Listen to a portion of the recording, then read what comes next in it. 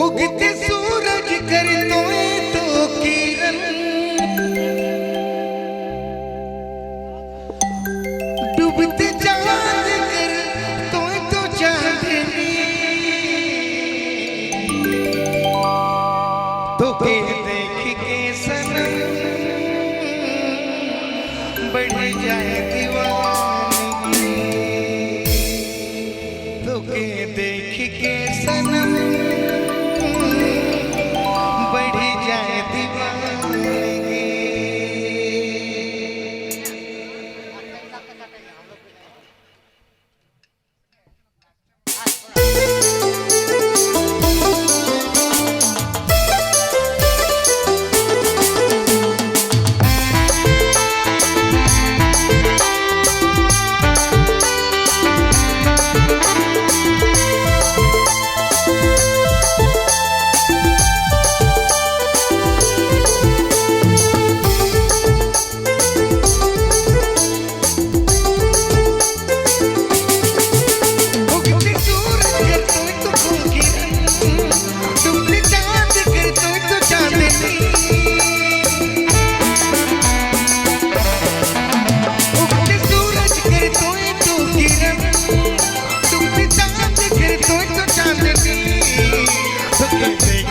सनम बड़ी जाए दीवानगी, देख के सनम बड़ी जाए दीवानगी।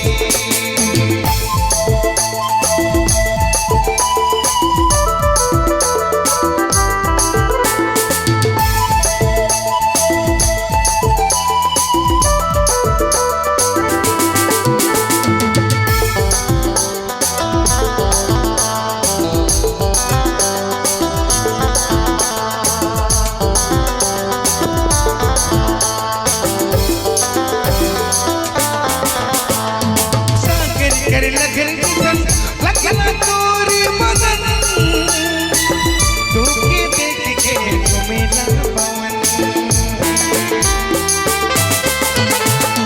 सागर कर लगन लगना तोरी मदन, तू के देख के मेरा बदन,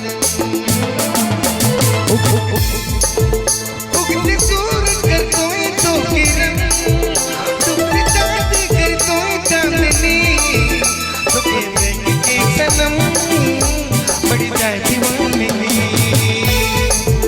तो के देख के सनम बड़ी जाए दीवानगी।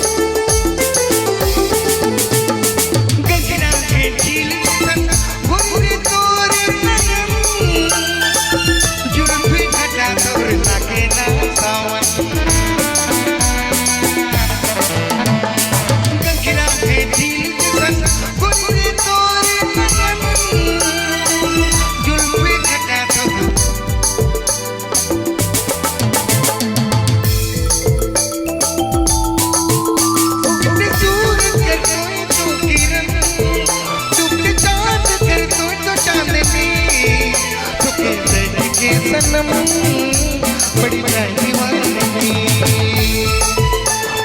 देख के सनम बड़ी जाए दीवानगी, देख के सनम बड़ी जाए दीवानगी।